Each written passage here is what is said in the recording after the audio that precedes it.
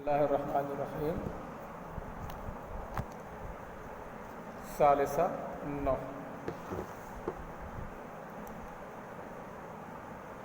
ہم لوگ پڑھ رہے تھے کنایات العدد، یہی پڑھ رہے تھے نا. اور اس میں سے ایک ہم لوگوں نے کم پڑھا تھا، لفظ کم کی یہ بھی کنایات العدد ہے. اب کم کے بارے میں پوری تفصیل بیان کی جا رہی ہے آگے. کم کی دو قسمیں ہیں، استفہامیہ اور خبریہ. تو کم استفہامیہ کی تمیز کیا ہوتی ہے، کم خبریہ کی تمیز کیا ہوتی ہے، اور کم خبریہ کا کیا معنی ہے. تو معناہ التکثیر، کم خبریہ کا معنی ہے تکثیر. تدخل من فیہما، ایک بار جان لیجئے ان دونوں میں من بیانیہ داخل ہو سکتا ہے. کس میں یعنی کم استفہامیہ کی تمیز پر بھی اور کم خبریہ کی تمیز پر بھی، دونوں کی تمیز پر من بیانیہ داخل ہو سکتا ہے. اچھا، جب من بیانیہ داخل نہیں تھا دونوں کی تمیز پر تو ہم اسے اعراب دیکھ کر کے ہم کو اندازہ ہو جاتا تھا کہ وہ کم خبریہ ہے کہ کم استفہامیہ ہے. لیکن جب دونوں پر من کیونکہ کم استفہامیہ کی تمیز مفرد منصوب ہوتی ہے اور کم خبریہ کی تمیز مجرور رہے گی، وہ مفرد بھی ہو سکتی ہے اور مجموع بھی ہو سکتی ہے. تو اگر کم کی تمیز جمع ہے تب بھی کلیئر ہے کہ وہ کم خبریہ ہے، اور اگر مفرد ہے اور کم استفہامیہ کی تمیز ہے، وہ حالت نصب میں ہے، تو اکثر اسماء میں یہ بھی کلیئر ہو جائے گی یہ چیز بھی. لیکن اگر دونوں کی تمیز پر من داخل کر دیا جائے تو کم استفہامیہ کی تمیز بھی مجرور ہو جائے گی اور کم خبریہ کی تمیز بھی مجرور ہو جائے گی. تو اس چیز کا پہچاننا مشکل ہو جاتا ہے اور اسے صرف سیاق و سباق سے ہی پہچانا جائے گا. آگے پیچھے دیکھ کر کے ہی پہچانا جائے گا کہ یہ کم خبریہ کی بات ہو رہی ہے کہ کم استفہامیہ کی بات ہو رہی ہے. وَمَعْنَاهُ التَّكْثِيرُ، اور اس کا معنی تکثیر ہے. وَتَدْخُلُ مِنْ فِيهِمَا، اور من ان دونوں میں داخل ہوتا ہے، یعنی دونوں کی خبر پر استفہامیہ کم استفہامیہ کی خبر پر بھی اور کم خبریہ کی تمیز پر بھی، خبر نہیں تمیز، کم استفہامیہ کی تمیز اور کم خبریہ کی تمیز، دونوں کی تمیز پر من داخل ہو سکتا ہے. تو آپ بولیں گے کم من رجل لقیتہ، آپ کتنے آدمیوں سے ملے ہیں. اگر من نہ ہوتا ایسے ہوتا کم رجلا لقیتہ، وکم من مال انفقتہ، اور آپ نے کتنا مال خرچ کیا ہے. یہ بھی اس کا معنی ہو سکتا ہے. اور اگر آپ چاہیں تو کم من رجل لقیتہ، آپ بہت سے لوگوں سے مل چکے ہیں اور آپ بہت سارا مال خرچ کر چکے ہیں. ایسا بھی اس کا ترجمہ کر سکتے ہیں. چونکہ یہ خالی ایک جملہ ہے کاٹ کر کے دیا جا رہا ہے تو دونوں میں سے کم استفہامیہ بھی بن سکتا ہے اور کم خبریہ بھی بن سکتا ہے. مطلب یہ ہے کہ کم کہنے کا مطلب صاحب کتاب کا یہ ہے کہ کم استفہامیہ کی تمیز ہو یا کم خبریہ کی تمیز ہو تو دونوں کی تمیز پر مم بیانیہ داخل ہو جائے گا، اور جب مم بیانیہ داخل ہوگا تو اب تو اپنا عمل کرے گا ہی. وقد یحذف التمیز لقیام قرینۃ، اور کبھی جب کوئی قرینہ پایا جائے تو تمیز کو یعنی کم کی تمیز کو حذف بھی کیا جا سکتا ہے. جیسے کم مالک، اب کم کے بعد تو اس کی تمیز مالک حالت رفع میں ہوگی نہیں، حالت نصب یا حالت جر میں ہوگی، لیکن حالت رفع میں لفظ دکھائی دے رہا ہے، اس کا مطلب اس کی تمیز نہیں ہے. اس کا معنی ہے کم دینار مالک کم دینار، آپ کا مال کتنے دینار ہے. وکم ضربتو، اے کم ضربتو، میں نے بہت سی مار ماری، یہ معنی ہوگا. اس میں یہ کہنا چاہتے ہیں کہ کم استفہامیہ ہو یا کم خبریہ ہو، دونوں کی تمیز کو اگر سیاق و سباق موجود ہو تو اس کو حذف بھی کیا جا سکتا ہے.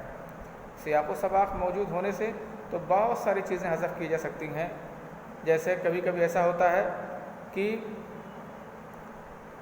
فعل فاعل حذف کر دیتے ہیں، اور کبھی فعل فاعل سبھی حذف کر دیتے ہیں اور پوری بات سمجھ میں آ جاتی ہے۔ جیسے یہ ہے، آپ سے پوچھا جائے اکلتا یا خبزن، یا کہا جائے ماذا اکلتا، آپ نے کیا کھایا، آپ صرف بول دیں خبزن، روٹی کو کھایا، تو خالی مفعول بہی لا کر کے فعل فاعل حذف کر دیا، بات بن گئی۔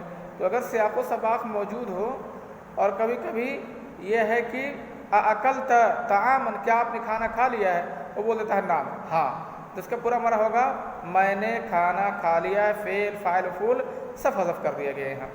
تو جب قرینہ پایا جائے تو قرینہ پائے جانے کے وقت تو چیزیں حذف کی جا سکتی ہیں، ایسے یہاں بھی ہے، اسی طرح کی بات یہاں بھی ہے کہ اگر سیاق و سباق موجود ہو، لکھا نا لقیام قرینۃ، قرینہ کے ہونے کی وجہ سے اگر قرینہ پایا جائے تو کم چاہے استفہامیہ ہو یا چاہے کم خبریہ ہو، دونوں کی تمیز کو حذف کیا جا سکتا ہے، جیسا کہ اس مثال میں موجود ہے۔ اب یہاں صاحب کتاب کم کا اعراب بتا رہے ہیں کہ کم کس حالت میں ہوگا۔ کم تو ویسے مبنی ہے، لیکن مبنی ہونے کا مطلب نہیں کہ وہ اس کی مختلف حالتیں نہیں ہوں گی۔ مبنی کا صرف اعراب نہیں بدلے گا، بلکہ وہ کبھی حالت رفع میں ہوگا، کبھی حالت نصب میں ہوگا، کبھی حالت جر میں ہوگا۔ مبنی بھی مختلف حالتوں میں ہو سکتا ہے، جیسے ہاذا یہ مشہور مبنی ہے، جاء ہؤلاء یہ حالت رفع میں ہے، یا ہاذا ولد کہا گیا مبتدا ہے تو حالت رفع میں ہے، یا ضرب ہذا یہ مارا گیا تو بھی حالت رفع میں ہے، رأیت ہؤلاء یا رأیت ہذا یا ان ہذا تو حالت نصب میں ہو گیا، یا الولد قائم علی ھذا السقف تو یہاں حالت جر میں ہو گیا ہے۔ تو مبنی کا مطلب یہ نہیں ہے کہ وہ مختلف حالتوں میں نہیں ہوگا، مبنی مختلف حالتوں میں ہوگا، لیکن مختلف حالتوں میں ہونے سے اس کا اعراب نہیں بدلے گا۔ تو اب اس میں کم تو مختلف حالتوں میں ہونے سے اس کا اعراب نہیں بدلے گا، لیکن مختلف حالتوں میں ہوگا، تو کبھی اس میں ہے نا تو کبھی حالت نصب میں ہوگا، کبھی حالت رفع میں ہوگا، اور کبھی حالت جر میں ہوگا۔ تو چلیے ہم اس کو کیسے پہچانیں گے کہ یہ حالت رفع میں ہے یا حالت نصب میں ہے یا حالت جر میں ہے۔ پہلے بتاتے ہیں کہ یہ حالت نصب میں کم کیسے مانا جائے گا کہ حالت نصب میں ہے۔ تو اس کے جاننے کا سب سے اچھا طریقہ یہ ہے، جب اس کے بعد فعل ہو اور یعنی کم کے بعد جملے میں کوئی فعل ہو، کم ہے اس کی تمیز ہے، اس کے بعد کوئی فعل ہے اور وہ فعل اپنے ضمیر میں مشغول نہیں ہے، اپنی ضمیر میں وہ مشغول نہیں، یعنی اس کو معمول نہیں بنا رہا ہے، تو ادھر اس کو معمول بنا لے گا۔ جیسے کم رجلا ضربت، اب کم کے بعد اس جملے میں ایک فعل ہے نا، اب ضرب تو یہ فعل و فاعل ہے اور یہ اپنی ضمیر کو معمول یعنی مفعول وغیرہ نہیں بنا رہا ہے، فاعل تو اس کو معمول بنا رہا ہے، لیکن منصوب کی بات ہو رہی ہے کہ حالت نصب میں کب مانا جائے گا، جب وہ کوئی مفعول نہ پائے وہ فعل، یعنی اس میں کوئی ضمیر نہ ہو، تو جب ضمیر کو معمول نہیں بنا پائے گا، ضمیر باری ضمیر مفعولی بولتے ہیں، جب ضمیر مفعولی نہ ہو تب ہم کیا کریں گے، اسی کم کو حالت نصب میں اسی ضمیر کو معمول، اسی کم کو معمول بنا دیں گے۔ تو کم حالت نصب میں اس وقت ہوگا جب اس کے بعد فعل ہو اور وہ فعل اپنے ضمیر میں مشغول ہونے کی وجہ سے اپنی ضمیر میں مشغول نہ ہو، مشغول ہونے کی وجہ سے نہیں بلکہ اپنی ضمیر میں غیر مشتغل عنہ بضمیر فعل غیر مشتغل عنہ بضمیر